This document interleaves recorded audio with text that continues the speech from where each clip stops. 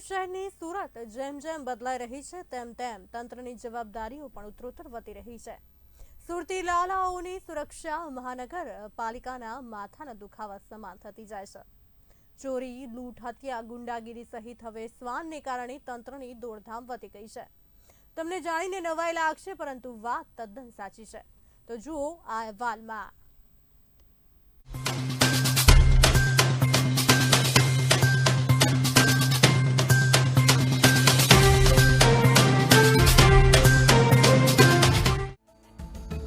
ગુજરાતભરમાં છેલ્લા ઘણા સમયથી શ્વાન કરડવાની ઘટના વધી રહી છે। હડકાયા શ્વાનનો ડર લોકોને ઘરની અંદર રહેવા મજબૂર કરી રહ્યો છે, ત્યારે સુરતમાં શ્વાન કરડવાના આંકડા ચોંકાવનારા છે। છેલ્લા 11 મહિનામાં કુલ 4857 કેસ નોંધાયા છે, પરંતુ મહાનગરપાલિકા પાસે કોઈ એક્શન પ્લાન નથી। 2024 થી ફેબ્રુઆરી 2025 સુધીમાં કુલ 4857 કેસ, દર મહિને સરેરાશ 550 કેસ। સૌથી વધુ કેસ જાન્યુઆરી 2025 માં નોંધાયા। 556 લોકોને શ્વાને ભર્યા બચકા। ઓગસ્ટ 2024 માં 554 કેસ। એપ્રિલ 2024 માં 534 કેસ નોંધાયા। સુરતમાં ઉત્તરોત્તર શ્વાન કરડવાની ઘટના વધી રહી છે।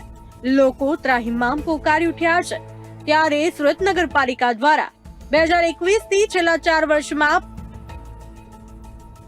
45,545 શ્વાનોના રસીકરણ કરવામાં આવ્યા છે। વર્ષ 2021 થી 22 માં 3,605, વર્ષ 2022 થી 23 માં 9,289, વર્ષ 2023 થી 24 માં 16,862 અને વર્ષ 2024 થી 25 માં 15,799 શ્વાનના રસીકરણ કરવામાં આવ્યા છે। સતત દર વર્ષે આ સંખ્યા વધી રહી છે। સુરત મહાનગરપાલિકા અત્યાર સુધી 5 વખત ટેન્ડર બહાર પાડી ચૂકી છે, પણ કોઈ સંસ્થા ન મળવાનું મુખ્ય કારણ એ છે કે સુરતમાં શ્વાનોની સંખ્યા ખૂબ જ વધુ છે અને તેમને શોધવાની પ્રક્રિયા ખૂબ જ જટિલ છે। રખડતા શ્વાનના આતંક સામે તંત્ર કેટલા અંશે સફળ થશે તે જોવું રહ્યું।